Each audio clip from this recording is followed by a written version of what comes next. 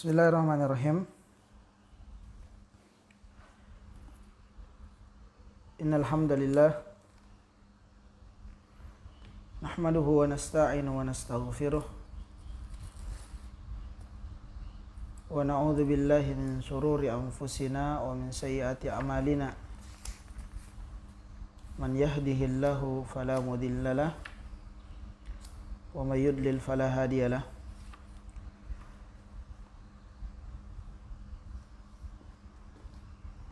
Asyhadu an la ilaha illallah wahdahu la syarika lah wa asyhadu anna Muhammadan abduhu wa rasuluh. Qala Allah ta'ala ya ayyuhalladzina amanu taqullaha haqqa tuqatih wa la tamutunna illa wa antum muslimun. Faqala ya ayyuhan nasu taqu rabbakum alladzi khalaqakum min nafsin wahidah خلق منها زوجها وبث منهما رجالا كثيرا ونساء واتقوا الله الذي تساءلون به والأرحام إن الله كان عليكم رقيبا. قال جل جلاله يا أيها الذين آمنوا اتقوا الله وقولوا قولا سديدا يصلح لكم أعمالكم ويغفر لكم ذنوبكم ومن يطع الله ورسوله فقد فاز فوزا عظيما. أما بعد فإن أصدق الحديث كتاب الله وخير الهدى هدى محمد صلى الله عليه وعلى آله وسلم وشر الأمور محدثاتها فإن كل محدثة بدعة وكل بدعة ضلالة kulla dhalalatin finnar. Kaum muslimin dan muslimah rahimani wa rahimakumullah. Alhamdulillah, segala puji hanya milik Allah Rabbul Izzati wal Jalal, yang karena taufik dan kemudahan darinya segala kebaikan bisa sampai kepada kita dan segala kebaikan yang kita lakukan bisa terlaksana. Segala puji hanya milik Allah Subhanahu wa taala, yang karena nikmat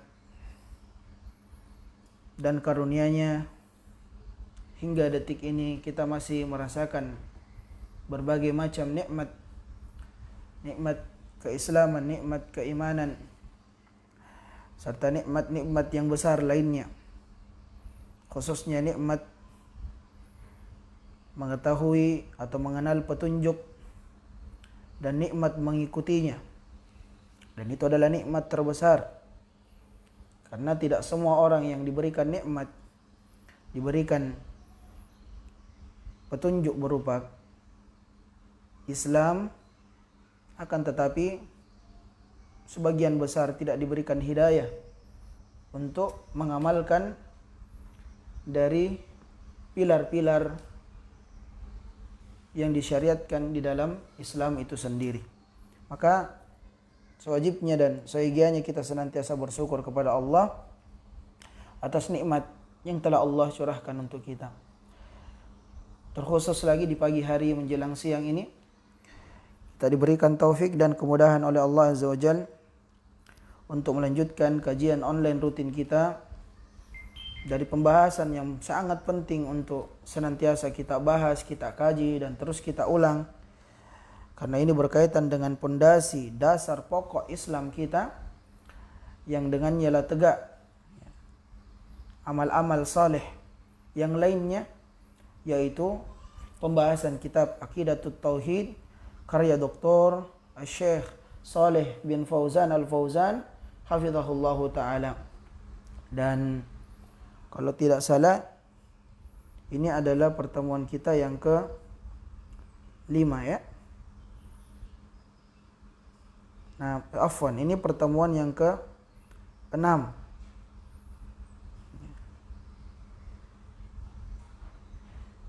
Ini adalah pertemuan kita yang ke-6, yang semoga Allah Subhanahu wa taala memberikan kita tambahan ilmu dengannya,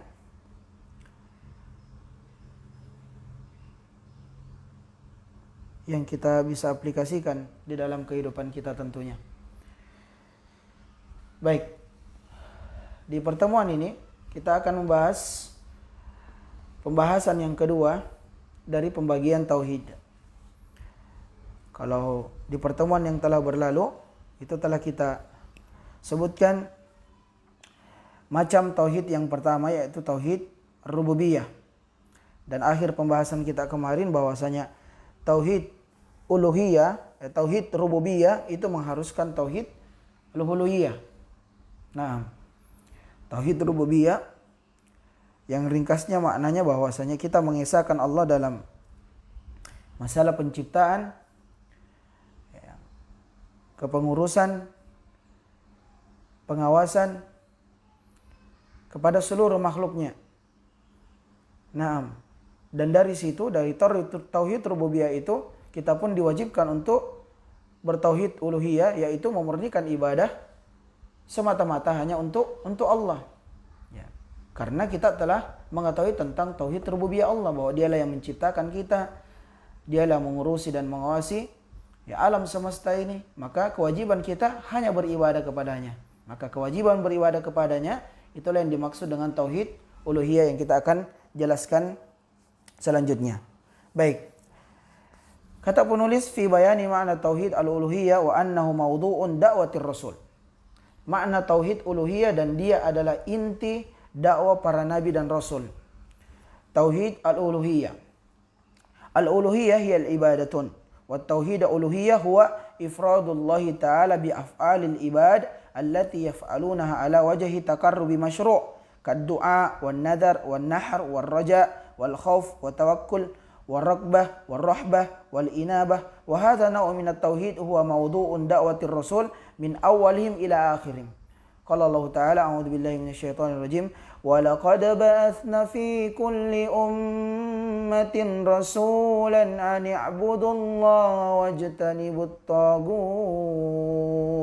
وقال تعالى وما أرسلنا من قبلك من رسول إلا نوحي إليه أنه لا إله إلا أنا فاعبدون. Nah, kata Syekh, uluhiyah adalah ibadah. Tauhid uluhiyah maknanya adalah mengesahkan Allah, menyendirikan Allah dengan perbuatan para hamba atas niatnya bertakarrub, mendekatkan diri kepada Allah dari hal-hal yang disyariatkan seperti doa. Doa hanya untuk Allah. Berdoa hanya kepada Allah. Bernazar, berkurban, berharap, takut, bertawakal, ya, taubat, ya, dan yang semisalnya dari bentuk-bentuk ibadah yang mendekatkan diri kepada Allah itu hanya untuk Allah. Nah, dan jenis tauhid ini, tauhid uluhiyah ini, inilah inti yang dibawa para nabi dan rasul. Karena sudah kita singgung kemarinnya bahwa kalau hanya sekedar meyakini tauhid rububiyah semata tanpa adanya tauhid uluhiyah, maka itu tidak menyempurnakan keislaman seseorang, bahkan itu belum bisa dikatakan seseorang itu telah berislam. Karena meyakini tauhid rububiyah itu juga keyakinan yang diyakini orang-orang jahiliyah, kaum musyrikin di zaman Nabi SAW, dan juga diyakini oleh orang-orang yang sejatinya lisannya mengatakan tidak percaya dengan Tuhan sampai saat ini. Ya, kalau tauhid rububiyah tidak ada yang mengingkarinya, tidak ada. Akan tetapi kalau hanya sekadar mencukupkan tauhid rububiyah semata tanpa ditopang dengan tauhid uluhiyah, maka ya seseorang belum dikatakan bahwa dia adalah seorang yang berislam. Iya, makanya inti dakwah para nabi dan rasul, adalah ini, tauhid uluhiyah, mengajak manusia untuk memurnikan ibadahnya, apapun ibadahnya, kepada Allah Subhanahu wa taala. Dan sudah kita singgung ya di pertemuan-pertemuan berlalu tentang makna ibadah. Ibadah adalah sebagaimana apa yang disebutkan oleh Syekhul Islam Ibnu Taimiyah, ismun jami' lima yuhibbuhu Allah wa yarda bi afwal wa aqwal zahiran wa batinan. Jadi segala sesuatu ya semua nama, semua hal yang bisa mendatangkan kecintaan dan keridhaan Allah Subhanahu wa taala, baik perkataan maupun perbuatan, lahir maupun batin, itu ibadah. Nah, semua ibadah itu ya, itu tidak boleh dipalingkan kecuali hanya kepada Allah Subhanahu wa taala semata. Dan ini adalah dakwah yang paling mulia, dakwah yang dengannya diutus para nabi dan rasul. Mulai nabi dan rasul yang pertama sampai nabi kita yang terakhir, Nabi Muhammad sallallahu alaihi wa alihi wasallam. Allah berfirman, "Wa laqad ba'atsna fi kulli ummatin rasulan an i'budullah wajtanibut tagut." Dan semuanya kami telah mengutus rasul pada tiap-tiap umat ini, di mana seruan mereka tidak lain dan tidak bukan untuk menyembah Allah semata dan menjauhi semua sesembahan-sesembahan selain Allah apapun bentuknya. Quran surah An-Nahl ayat ke-36. Dan juga firman Allah Ta'ala, "Wa ma arsalna min qablika min rasulin illa nuhi ilaih annahu la ilaha illa ana fa'budun." Dan kami telah mengutus seorang rasul, dan kami tidak mengutus seorang rasul pun ya sebelum kamu ya Muhammad, melainkan kami wahyukan kepadanya bahwa tiada ilah yang berhak untuk diibadahi melainkan Allah Subhanahu wa taala, maka sembahlah ya aku saja, kata Allah Subhanahu wa taala. Nah, jadi setiap rasul ya, dakwanya dengannya ia diperintah adalah memurnikan ibadah hanya untuk Allah. Nah, dan itu difirmankan oleh Allah, diucapkan, dibawa oleh para rasul-rasul Allah ya sebelum Nabi. Ya. Nah, Nabi Nuh, Nabi Hud, Nabi Saleh, Nabi Shu'aib, dan nabi-nabi yang lain yang sudah kita sebutkan ya juga di awal-awal pertemuan kita. Ya, bahwasanya di muqaddimah ya, bahwasanya dakwah tauhid ini menyeru manusia untuk menyembah Allah adalah dakwah nabi dan rasul dari zaman ke zaman untuk umat-umat mereka. Nah, kita ulangi di sini penegasannya ya, seperti apa yang disuruhkan oleh Nabi Nuh ya kepada kaumnya. Allah sebutkan itu di dalam Quran surah Al-A'raf ya. Diharapkan untuk para kaum muslimin dan muslimah, ikhwan dan akhwat yang menyimak kajian kita baik via online ataupun sebentar via rekaman dari kajian ini, agar dicatat dalil-dalilnya bahwa seruan tauhid itu adalah seruan para nabi dan rasul. Ya, terdapat di dalam Quran surah Al-A'raf. Nah, ayat ke-59, ayat ke-65, di ayat yang ke-73 dan ayat ke-85. Nah, yang maknanya sama. Dakwah mereka, ya qaumi abudullaha ma lakum min ilahin ghairuh. Ya, wahai kaumku, sembahlah Allah. Sekali-kali tidak ada ilah, tidak ada sesembahan yang berhak ya, dan selain Allah Subhanahu wa taala batil, kecuali hanya Allah Subhanahu wa taala semata. Ya, itu diulang di surah yang sama di beberapa tempat ya, yang menceritakan tentang dakwanya para nabi dan rasul. Lalu di dalam Quran surah Al-Ankabut ayat ke-16 Allah ceritakan dakwanya Nabi Ibrahim, bapaknya para nabi. Nah, wa Ibrahim idz qala liqaumi ibudullaha wattaquh. Dan ingatlah tatkala Ibrahim berkata kepada kaumnya, sembahlah oleh kalian Allah Subhanahu wa taala saja dan bertakwalah hanya kepadanya. Terus dibawa sampai kepada Nabi kita Muhammad sallallahu alaihi wasallam, disebutkan di dalam Quran surah Az-Zumar, "Qul inni umirtu an a'budallaha mukhlishan lahuddin." Katakanlah wahai Muhammad, sesungguhnya aku diperintah agar menyembah Allah Subhanahu wa taala saja dan memurnikan ketaatan hanya kepadanya dalam menjalankan agama ini. Dan dalam hadis yang diriwayatkan oleh Al-Imam Bukhari dan Muslim, Nabi kita sallallahu alaihi wasallam bersabda, "Umirtu an uqatilan nas hatta yashhadu an la ilaha illallah wa anna Muhammadar Rasulullah." Aku diperintah untuk memerangi manusia sampai mereka bersaksi bahwa tidak ilah, tidak ada sesembahan yang hak, yang benar, di mana sesembahan selain Allah itu adalah batil, dan bahwasanya Muhammad adalah utusan Allah Subhanahu wa taala. Naam.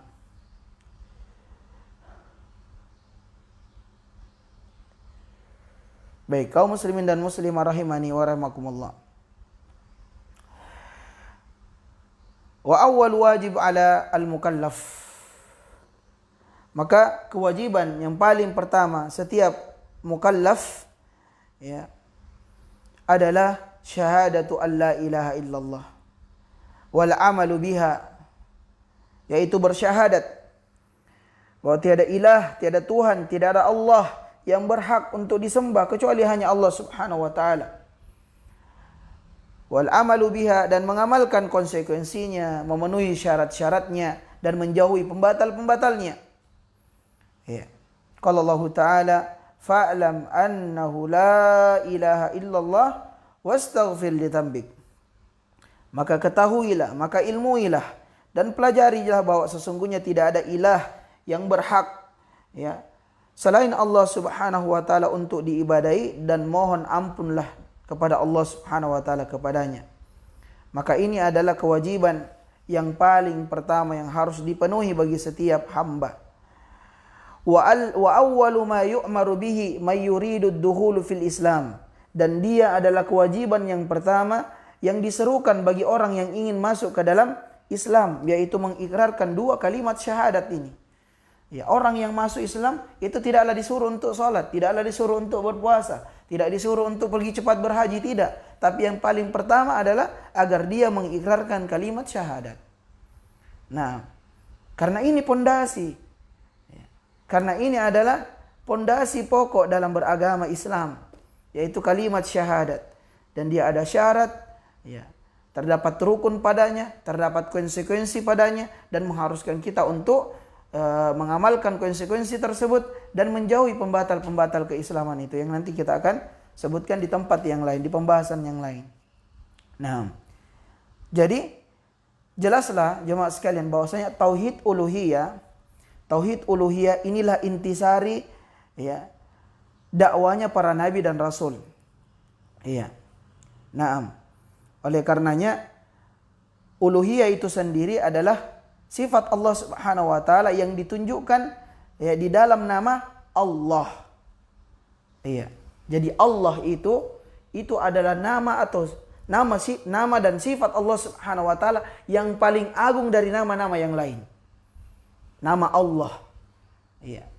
Artinya dzul uluhiyah, yang memiliki uluhiyah. Nah, yang memiliki uluhiyah. Ai al-ma'bud, yaitu yang disembah, yang diibadahi. Wa yuqalu lahu tauhidul ibadah bi'itibari anna al-ubudiyyah wasful abdi haitsu innahu yajibu alaihi ay ya'budullaha mukhlishan fi dzalik li hajati ila rabbi wa faqrihi ilaihi. Nah, jadi tauhid uluhiyah itu disebut juga dengan tauhid ibadah atau ubudiyah. Yakni sifat abd, hamba yang wajib menyembah hanya Allah Subhanahu wa taala semata. Karena apa? Karena ketergantungan kita sebagai hamba kepada Rabb kita, kepada Allah. Ya.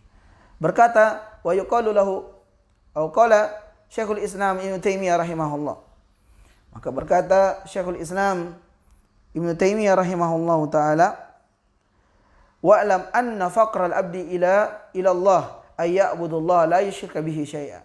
Laisa lahu nadhirun fayuqasa bihi lakin yusbihu min ba'dil wujuh hajatal jasadi ila at-ta'ami wasyarab wa bainahuma afuruqun kathiratun fa inna haqiqatal abdi qalbuhu wa ruhuhu wa hiya la salaha la illa bi ilahiha lillahi alladhi la ilaha illahu Allahu alladhi la ilaha illahu fala tatma'innu fid dunya illa bi dzikri walau hasala li abdi ladzatu was-sururu bi ghairillah fala yadumu dzalik bal yantakilu min naw'in ila naw'in wa min shakhsin ila shakhsin wa amma ilahuhu fala budda lahu minhu fi kulli halin wa kulli waqtin wa aina ma kana fahuwa ma'ahu. Masyaallah. Naam. Berkata Syekhul Islam Ibnu Taimiyah, ketahuilah wahai seorang muslim dan muslimah, kebutuhan seorang hamba untuk menyembah Allah Subhanahu wa taala dan tidak menyekutukan Allah dengan sesuatu apapun, itu adalah perkara yang tidak memiliki bandingan. Nah, tidak memiliki bandingan. Iya. Nah, walaupun sebagian dari sisi-sisi lain itu mirip dengan kebutuhan jasad seperti makanan dan minuman, akan tetapi di antara keduanya ini terdapat perbedaan yang sangat jauh. Nah, karena hakikat seorang hamba adalah hati dan ruhnya. Hakikat seorang hamba ini pernyataan yang sangat indah yang layak ditorehkan dengan tinta emas dari perkataan Syekhul Islam Ibnu Taimiyah. Iya. Karena hakikat seorang hamba, kata beliau, adalah terdiri dari hati dan ruhnya. Dan ia tidak mungkin bisa baik kecuali dengan mentauhidkan Allah Subhanahu wa taala. Ia tidak akan bisa tenang di dunia kecuali dengan senantiasa mengingat Allah Subhanahu wa taala sang penciptanya. Nah, seandainya seorang hamba memperoleh kenikmatan dan kesenangan tanpa Allah Subhanahu wa taala, maka kesenangan dan kenikmatan tersebut tidak akan berlangsung lama. Nah, iya. Tetapi terus akan berpindah dari satu macam ke macam yang lain, dari satu orang kepada orang lain. Nah, adapun Allah Subhanahu wa taala, Tuhan Rabbul Alamin, Tuhannya alam semesta, dia senantiasa dibutuhkan di setiap saat, di setiap waktu, di setiap tempat. Ya. Nah, makanya dia senantiasa bersama kita. Maksud dari bersama kita yang disebutkan juga di dalam ayat wa huwa ma'akum aina ma kuntum adalah ilmu Allah Subhanahu wa taala. Pengetahuan dan pengawasan Allah Subhanahu wa taala itu tidak pernah lepas kepada diri setiap hamba-hambanya atau makhluk ciptaannya. Nah, la sinatu wala naum. Ya. Allah itu tidak mengantuk. Allah itu tidak pernah tidur, senantiasa mengawasi hamba-hambanya atau makhluk ciptaannya, alam semesta ini. Maka dengan seperti itulah, karena itulah kita wajib untuk mentauhidkan Allah, untuk mentauhidkan dalam masalah uluhiyahnya Allah. Yakni semua ibadah yang kita kerjakan wajib untuk kita ikhlaskan, kita peruntuhkan hanya kepada Allah semata. Iya. Nah, karena lagi-lagi tauhid jenis ini, yaitu tauhid uluhiyah ini, inilah intisari dari dakwanya para nabi dan rasul. Ya, karena kalau tauhid rububiyah, mengenal bahwa Allah itu yang mencipta, Allah yang mengurusi, Allah yang memberikan rezeki, semua manusia tahu itu, orang beriman maupun tidak beriman. Ya. Nah, adapun tauhid uluhiyah, ya, ini yang dituntut adalah ibadah yang kita kerjakan, ya, itu diperuntukkan hanya semata-mata kepada Allah, tidak kepada selain Allah. Nah, iya. Karena pondasi seluruh amal, salat kita, puasa kita yang sekarang ini kita jalankan, ya, haji kita, umroh kita, dan amal-amal yang lainnya, ya, itu sangat tergantung dengan pondasi ini, yaitu pondasi kalimat la ilaha illallah. Sehingga tanpa seseorang merealisasikan dalam kehidupannya dari pondasi ini, maka semua amalnya terancam tidak akan diterima. Nah, karena itu kalau tidak terwujud atau kita melakukan pelanggaran-pelanggaran yang mencederainya, itulah yang disebut dengan syirik. Sehingga orang yang melakukan kesyirikan alias beribadah kepada selain Allah, maka ibadahnya tidak diterima. Ya. Bahkan dia tidak mendapatkan ampunan kalau dia tidak bertobat. Allah berfirman, "Innallaha la yaghfiru ay yushrika bihi wa yaghfiru ma duna dzalika liman yasha." Sesungguhnya Allah itu tidak mengampuni dosa syirik. Adapun dosa selain itu Allah ampuni sesuai dengan apa yang Allah Subhanahu wa taala kehendaki. Nah, dan juga Allah berfirman dalam Quran surah Al-An'am ayat ke-88, "Walau asyraku la habita anhum ma kanu ya'malun." Seandainya mereka mempersekutukan Allah, niscaya akan terhapuslah, akan lenyaplah, akan hilanglah, akan sia-sialah apa-apa dari amalan yang telah mereka kerjakan. Nah, di dalam Quran Az-Zumar juga sama disebutkan oleh Allah. Lain asyrakta la yahbatanna amaluk wa la takunanna minal khasirin. Jika engkau mempersekutukan Allah dalam ibadah yang engkau kerjakan, maka niscaya akan dihapus semua amalanmu dan tentu engkau kelak akan termasuk orang-orang yang merugi. Nas'alullah wal afiyah wassalama. Wal-iyadu billah. Nah, jadi sia-sia kita beramal. Nah, kemarin kita singgung ya di antara ayat yang kita hafalkan bersama. Ada orang sujud dan ruku, dia sholat. Dia beribadah sejatinya, zahirnya dia beribadah kepada Allah. Tapi tahukah kita bahwa ada orang yang rukuk sujud tapi kepada selain Allah? Walaupun dia sujud dan rukuknya di masjid, kita katakan ada. Oh kok bisa? Ustaz tahu isi hatinya orang dong? Tidak, Allah ceritakan di dalam firman-Nya. Allah berfirman, "Fawailul lil musallin." Sungguh kecelakaan orang-orang yang salat. Wail disebutkan oleh para ulama di antara tafsirannya adalah lembah dari salah satu lembah di dalam neraka. Kecelakaan akan dimasukkan ke sana. Siapa itu orang-orang yang salat? Kok bisa? Perhatikan ayat setelahnya. Alladzina hum an salatihim sahun. Mereka lalai dalam salatnya. Alladzina hum yura'un. Yaitu tidaklah mereka mengerjakan salat kecuali ingin dilihat manusia, mengharap pujian manusia. Itu mengharap kepada selain Allah, beribadah ya dengan harapan bukan kepada Allah tapi kepada selain Allah. Riya, syirik kecil, syirik. Ya, walaupun kecil dia termasuk dosa-dosa besar. Terhapus semua amalannya kala itu. Kalau riya, adapun syirik besar semua amalannya dari A sampai Z itu terhapus kalau syirik besar dikerjakan. Kalau syirik kecil ya dia tidak diterima dari amalan yang dia riya padanya. Itu dijelaskan oleh para ulama. Nah, jadi la in asyrakta la yahbatanna amalu. Kalau kalian melakukan kesyirikan di dalam ibadah, akan terhapus amalan dari ibadah tersebut. Contoh misalnya kita puasa. Kita puasa kan seharusnya untuk Allah. Bukankah hadis Nabi SAW yang menjelaskan tentang keutamaan puasa berbunyi, "Man shoma Ramadanan imanan," 1, "wahtisaban," 2, "ghufira lahu ma taqaddama min dzambi." Siapa yang berpuasa di bulan Ramadan dengan keimanan, 1, wahtisaban dengan harapan di sisi Allah. Coba, bukan kepada selain Allah. Iya. Jadi kalau orang puasa walaupun dia dengan keimanan, tapi ternyata ihtisabnya, harapannya bukan kepada Allah, mungkin karena ikut-ikutan, ya, karena manusia melihat puasa, dia puasa juga, atau mungkin karena tidak enak, malu, ya, atau mungkin dibilang supaya oh iya dia puasa juga, ya kepada selain Allah, maka tidak diterima puasanya. Ini bahayanya. Dan pentingnya tauhid rububiyah. Nah, karena semua ibadah terikat dengan tauhid ini. Semua ibadah pondasinya adalah ikhlas. Pondasinya adalah ikhlas. Makanya syarat diterimanya ibadah salah satunya dari yang dua adalah ikhlas. Dikerjakan hanya untuk Allah Subhanahu wa taala, mengharap ridho Allah. Tadi puasa kita sudah berikan contoh, salat kita berikan contoh. Sekarang sedekah. Ya. Bersedekah juga seperti itu. Sedekah adalah ibadah. Berinfak adalah ibadah. Zakat adalah ibadah. Nah, semua ibadah harus ya dikerjakan dengan ikhlas, yaitu mencari keridhaan dan balasan di sisi Allah. Itulah tauhid. Itulah kita diperintah beribadah. Ya, untuk mensucikan, memurnikan ibadah kita hanya untuk Allah. Tidak ada niatan-niatan yang lain yang bisa merusak kualitas ibadah kita. Ya. Nah, perhatikan ya, tauhid ini bahkan kewajiban yang pertama bagi seluruh hamba.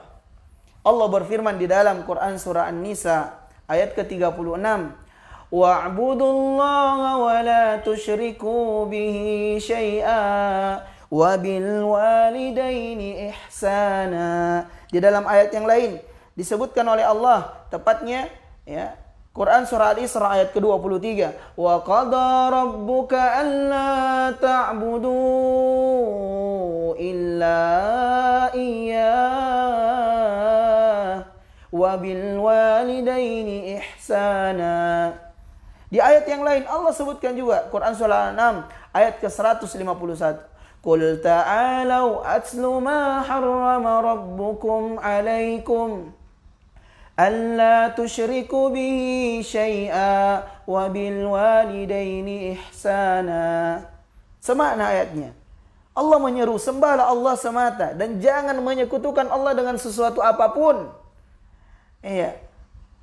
Dan berbuat baiklah kepada orang tua kalian. Nah, ini ada pembahasan khususnya. Berbuat baik kepada orang tua itu dikaitkan dengan berbuat baik kepada Allah, menunjukkan bahwa berbuat baik kepada kedua orang tua di antara ihsan atau kebaikan yang paling dikedepankan di dalam agama kita. Hati-hati. Banyak orang perbaiki hubungannya kepada Allah, tapi tidak baik hubungannya kepada kedua orang tuanya. Waliyadzubillah. Nanti ini ada pembahasan khusus insya Allah. Tapi coba lihat 3 ayat yang kita bacakan. Tatkala Allah sebutkan tentang hak Allah, Allah sebutkan hak seorang orang tua. Ya, setiap kita ini anak dari orang tua kita, ayyuhal ikhwal akhwat, kaum muslimin dan muslimah yang menyimak kajian online ini, baik via online ataupun sebentar ya, via rekaman. Setiap kita ini anak dari orang tua kita. Setiap kita punya orang tua. Entah itu dia masih hidup atau dia sudah meninggal dunia, tetap kita berkewajiban untuk berbuat baik kepada mereka. Sampai-sampai Allah mengaitkan ya, haknya yaitu beribadah hanya kepada Allah dengan hak untuk berbuat baik kepada kedua orang tua. Dalam hadis yang banyak disebutkan oleh Nabi SAW berkaitan dengan berbakti kepada kedua orang tua, di antaranya yusini Jibril. Naam, senantiasa Jibril datang, itu tetangga ya. Nah, dalam banyak hadis ya, Nabi SAW sebutkan tentang keutamaan berbakti kepada kedua orang tua. Baik. Bahkan di dalam Sahihil Bukhari, ya di dalam Sahihil Bukhari, ya di awal-awal kitab Sahih Bukhari, Sahih Bukhari, Adabul Mufrad, di awal-awal kitab Al-Imam Bukhari menyebutkan tentang adab yang paling pertama atau awal-awal kali, ya setelah menyebutkan firman Allah Subhanahu wa taala, wa wassaynal insana biwalidainil ihsana, menunjukkan bahwa adab yang paling utama kepada sesama manusia adalah beradab kepada kedua orang tua. Iya. Nah, baik. Alhamdulillah, saya sudah ingat hadisnya. Nah, tatkala seseorang datang kepada Nabi sallallahu alaihi wasallam dan bertanya kepada Nabi SAW, ya Rasulullah, man ahaqqun nasi bihusni sahabati? Siapakah manusia yang paling berhak, yang paling utama, yang paling dikedepankan, yang paling prioritas untuk saya berbuat baik padanya? Maka Nabi sebutkan ummuka. Ummuka. Ummuka thumma abuk. Ibumu, ibumu, ibumu, lalu kemudian ayahmu. Ini menunjukkan keutamaan orang tua, dan banyak hadis yang dinukil oleh Al-Imam Bukhari rahimahullah di dalam Al-Adab Al-Mufrad, dan berkaitan dengan adab ini kita ada pembahasan, walaupun tadi pagi libur ya. Tadi pagi qadarullah kecapean, ketiduran. Jadi pembahasan adab tadi pagi kita libur. Jadi ada pembahasan adab bagi pendengar atau yang menyimak. Kita ada pembahasan adab itu di setiap jam 5.40 insyaallah ba'da subuh, setelah zikir atau mungkin baca beberapa halaman Quran. Kita ada kajian ensiklopedia adab Islam. Ya, walaupun sementara ini kita masih membahas juga adab yang utama, yaitu adab kepada Allah. Nanti akan ada pembahasan adab terhadap orang tua. Baik, ala kulli hal. Baik. Jadi ini ayat-ayat yang tadi kita bacakan ya, menjelaskan tentang seruan kewajiban yang pertama bagi seluruh hamba adalah menyembah Allah Subhanahu wa taala. Bahkan manusia, itu perintah yang pertama disebutkan di dalam Quran surah Al-Baqarah. Naam, ya ayuhan nasu budu rabbakumul lati khalaqakum walladzina min qablikum la'allakum tattaqun. Wahai orang-orang, wahai sekalian manusia. Ya ayuhan nas, ya, beribadahlah kalian kepada Allah yang menciptakan kalian dan orang-orang sebelum kalian agar kalian bertakwa. Jadi itu hujjah Allah. Kenapa mesti Allah Subhanahu wa taala hanya Allah diibadahi? Karena Allah yang menciptakan kita. Tauhid rububiyah. Ya, makanya pembahasan tauhid rububiyah mengharuskan tauhid uluhiyah. Karena kenapa? Tauhid uluhiyah terikat dengan tauhid rububiyah. Iya. Naam. Kenapa kita mesti memurnikan ibadah hanya untuk Allah? Karena tauhid rububiyah. Karena Allah menciptakan kita. Allah yang mengurusi kita. Allah yang memberikan semua apa yang kita inginkan. Dia penuhi semua keinginan kita. Iya. Makanya harus kita, kewajiban kita beribadah hanya kepada Allah. Memurnikan ibadah hanya kepada Allah. Baik, selanjutnya kita jelaskan secara detail tentang makna la ilaha illallah. Ya, faslu tsani dalam bab ini adalah fi bayani makna syahadatain wa ma waqa'a fihima minal khata' wa arkanihima wa syurutihima wa muqtadahuma wa nawaqidihima. Ha, ini penting ini. Ayol ikhwal akhwat kaum muslimin dan muslimah, ini poin terpenting kalau bisa dicatat mulai dari pembahasan pertama poin ini sampai selesai. Ya, siapkan catatannya. Ya, kalau bisa rekaman, memang selain kita dengarkan ini online, kita rekam juga atau kita catat juga. Nah, ya alhamdulillah ya, untuk mendownload rekaman ini juga bisa kaum muslim dan muslimah untuk ikut di Telegram Media Rumah Quran. Di situ akan diupload setiap selesai kajian, kita upload rekaman kajian kita. Baik, faslul tsani, di bab yang kedua ini pembahasan paling penting dalam pembahasan. Fi bayani makna syahadatain wa ma waqa'a fihi ma minal khata' wa arkaniha wa syurutiha wa muqtadahuma wa nawaqidihima. Pembahasan tentang makna syahadatain, makna la ilaha illallah dan makna Muhammad Rasulullah, rukun-rukunnya, syaratnya, konsekuensinya, dan apa saja yang membatalkannya. Iya. Jadi syahadat kita itu asyhadu an la ilaha illallah wa asyhadu anna Muhammadar Rasulullah bukan hanya ucapan di bibir, bukan hanya hiasan seperti lipstik di bibir-bibir wanita, tidak. Mohon maaf ya, akhwat, disinggung dulu wanitanya. Ya. Nah, bukan hanya hiasan itu, tapi ada maknanya. Ada rukunnya, ada syaratnya, ada konsekuensinya, dan ada pembatal-pembatalnya. Baik, apa itu maknanya? Simak. Iya. Baik, awalan makna syahadatain. Yang pertama, ya, tentang makna syahadatain. Yaitu makna syahadat la ilaha illallah. Iya. Al-i'tiqad wal iqrar annahu la yastahiqqul ibadata illallah waltizamu dhalik wal amalu bihi fala ilaha illallah nafyun liistihqaq man siwa illahi li ibadati ka inna man kana illallah.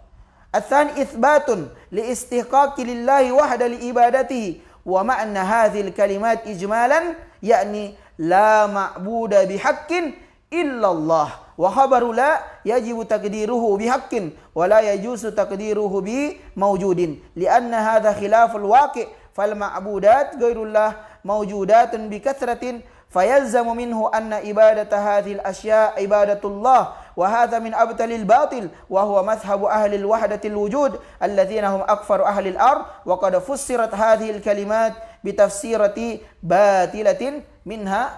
Nah, nanti dijelaskan. Jadi perhatikan, catat ya, makna syahadat la ilaha illallah.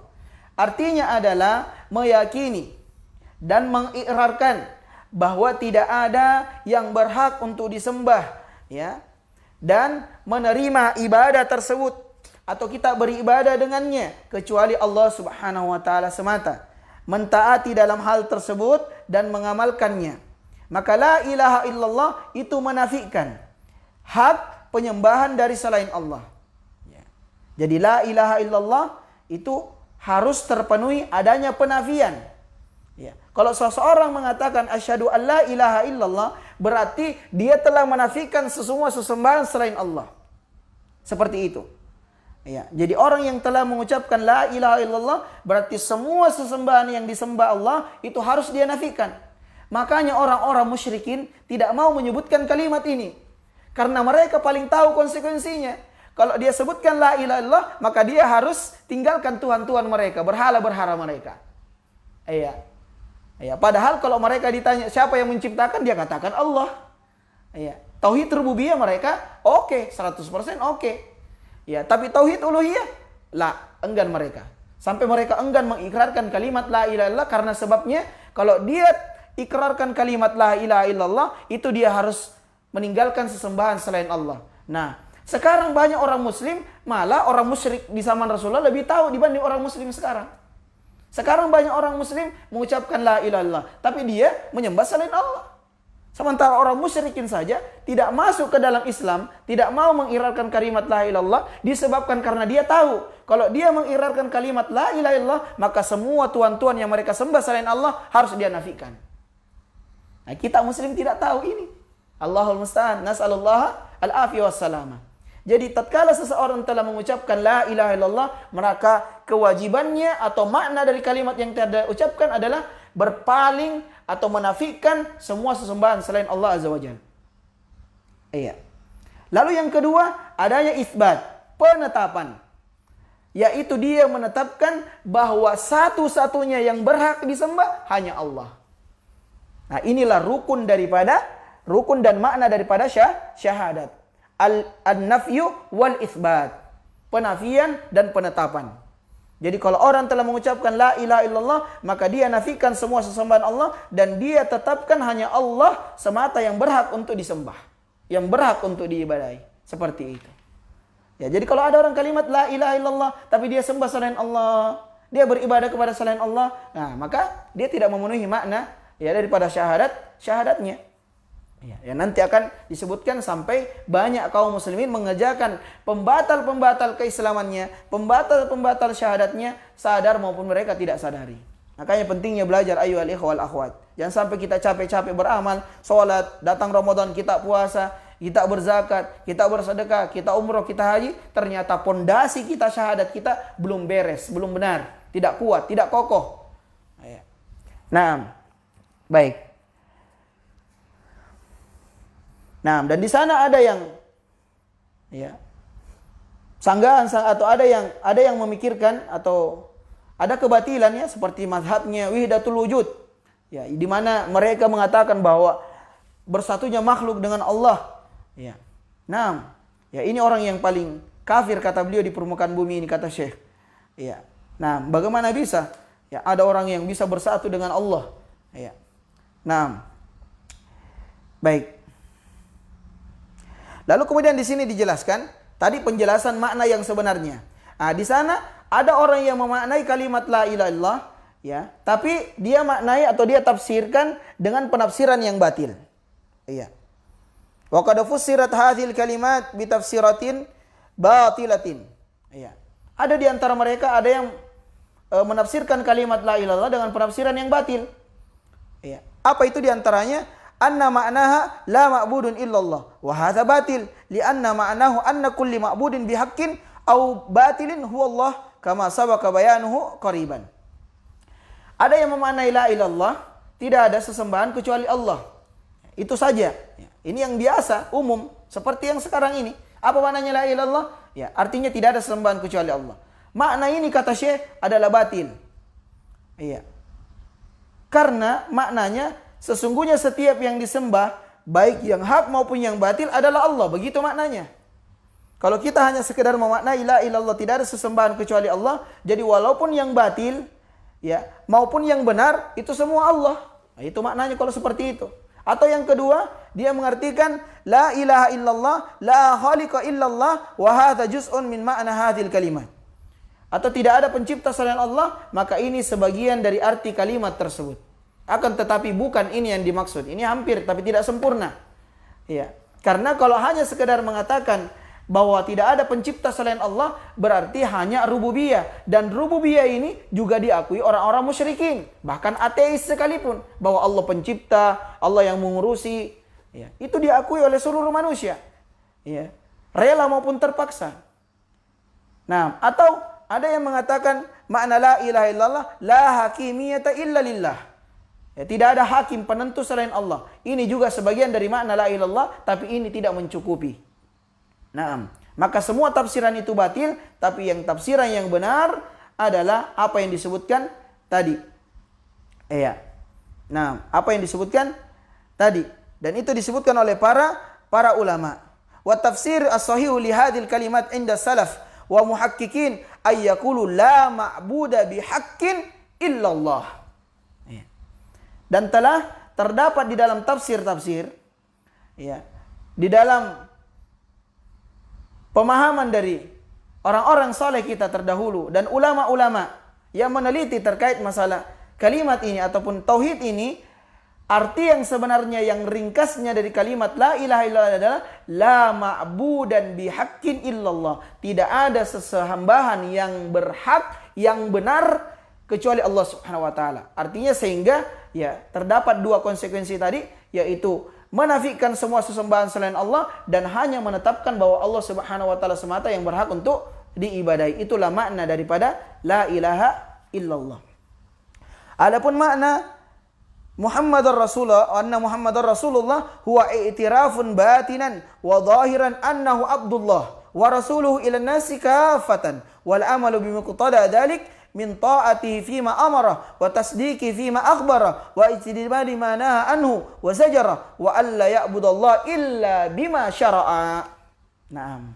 Adapun makna syahadat, tatkala seseorang telah mengucapkan wa anna Muhammadar Rasulullah, dan aku maka mengakui bahwa Muhammad adalah utusan Allah, artinya adalah mengakui secara lahiriah dan batinnya bahwa Nabi Muhammad adalah manusia, adalah hamba, dan dia adalah Rasul yang diutus kepada seluruh manusia secara keseluruhan. Dan makna daripada syahadat Muhammad Rasulullah adalah siap untuk mengamalkan konsekuensinya. Apa itu? Mentaati perintah Nabi SAW. Betapa banyak orang yang mengatakan asyhadu anna Muhammad Rasulullah, diperintah oleh Nabi ini, diperintah oleh Nabi itu, tidak dikerjakan. La haula wala quwata illa billah. Bagaimana bisa kita mengaku Muhammad Rasulullah wa anna Muhammad Rasulullah? Ucapan itu sekali lagi butuh pembuktian. Tidak hanya dijadikan sebagai lipstik hiasan di bibir belaka, tidak dibuktikan. Buktikan kalau kita umat. Tatkala datang perintah Nabi SAW, umat Nabi mengambil perintah itu, mendengar perintah itu. Nah, wa ma atakumur rasulu fakhudhuhu, kata Allah. Wa ma nahakum anhu fantahu. Apa yang diperintahkan oleh Nabi ambil, kerjakan, dan apa yang dilarang ya tinggalkan. Itulah konsekuensi daripada syahadat Muhammad Rasulullah. Ya. Nah, mengamalkan, mentaati perintahnya, membenarkan ucapannya. Apa saja yang disebutkan oleh Nabi pasti benar, dan juga menjauhi larangannya. 3, menjauhi larangannya. Nah, apa yang dilarang oleh Nabi? Jangan. Ya. Nah, contoh larangan Nabi SAW. Ya, jangan diantara kalian ya atau perintah dan larangan Nabi. Pendekkanlah kumis dan biarkanlah jenggot. Ini masuk perintah dan larangan ini. Ya. Ada perintah. Perintahnya apa? Pendekkan kumis. Larangannya apa? Dan biarkan jenggot. Ini perintah Nabi-Nabi. Nah, itu saja kita tidak mengindahkan, Allahul Musta'an, apalagi perkara-perkara yang lain. Iya. Naam. Iya. Lalu kemudian yang keempat, tidaklah kita beribadah kepada Allah kecuali apa yang disyariatkan, yang dicontohkan oleh Nabi SAW. Inilah konsep ya beribadah kepada Allah. Jadi makna syahadat, konsekuensinya syahadat Muhammad Rasulullah ada 4. Ya, kalau syahadat la ilaha illallah tadi konsekuensinya ada 2 maknanya, dan rukunnya ada 2, yaitu menafikan semua sesembahan selain Allah dan menetapkan hanya Allah yang berhak disembah. Adapun syahadat wa anna Muhammadar Rasulullah adalah membenarkan apa yang dibawa oleh Nabi, menjalankan perintah Nabi, menjauhi larangan Nabi. Yang keempat adalah tidaklah kita beribadah apapun bentuk ibadah kita kepada Allah kecuali sesuai dengan apa yang disyariatkan oleh Nabi SAW. Itu konsep dan konsekuensi daripada syahadat. Dan 2 hal ini kita rimpun menjadi 2 hal. Inilah yang disebut dengan ikhlas dan ittiba. Inilah makna ringkas daripada syahadat asyhadu an la ilaha illallah wa asyhadu anna Muhammadar Rasulullah, alias ikhlas dalam ibadah hanya untuk Allah dan ittiba sesuai dengan tuntunan Nabi SAW. Itulah syarat mutlak diterimanya ibadah kita. Semua ibadah yang tidak dibangun dengan 2 syarat ini, maka ibadah tersebut sia-sia. Sia-sia. Ikhlas tapi tidak ittiba, 0. Ittiba tapi tidak ikhlas, 0 juga. Tapi hendaknya ikhlas dimurnikan hanya untuk Allah dan harus sesuai dengan tuntunan Nabi SAW. Iya. Kalau tidak ikhlas sudah kita sebutkan banyak dalilnya tadi. Adapun kalau tidak sesuai dengan tuntunan, banyak juga dalilnya. Di antaranya man amila amalan laisa alaihi amruna fahuwa raddun, kata Nabi SAW dari hadis Aisyah. Siapa yang beramal tidak ada contohnya dari kami, maka amalan itu tertolak. Dan banyak hadis, di antaranya wasiat Nabi di akhir beliau diwafatkan, iyyakum muhdatsatil umur, jauhilah oleh kalian perkara yang baru diadakan dalam agama ini. Maksudnya perkara agama yang tidak dicontohkan oleh aku dan para sahabatku, jauhi. Fa inna kulla muhdatsatin bid'ah, dan setiap yang diadakan dalam agama tidak ada contohnya dariku dan para sahabat, itu adalah bid'ah, dan setiap bid'ah adalah sesat. Ini dalil-dalil yang menunjukkan bahwa amalan kita di samping ikhlas harus sesuai dengan tuntunan Nabi SAW, dan itu konsep dari konsep yang harus dilaksanakan dalam kita beramal dan melakukan ketaatan ya sesuai dengan makna dan konsekuensi daripada syahadat kita. Ayyuhal ikhwal akhwat rahimani wa rahimakumullah. Nah, itu makna syahadat la ilaha illallah wa anna Muhammadar Rasulullah. Poin yang kedua kita akan sebutkan ada ats-tsaniyan arkanus syahadatain. Rukun syahadatain. Rukun la ilaha illallah dan rukun Muhammadur Rasulullah. Tapi untuk rukun ini karena pembahasannya agak panjang ya, dan waktu sudah sisa 4 menit, maka untuk pertemuan kali ini kita cukupkan sampai di sini. Ya, ingat, stay terus Besok ikuti lagi di jam yang sama, kita mulai jam 10 ya. Kita akan bahas tentang rukun syahadatain. Ya, rukun syahadatain insyaallah taala. Baik, ini yang dapat kami sampaikan dulu di pertemuan kali ini. Mudah-mudahan bermanfaat untuk kami dan untuk kaum muslimin.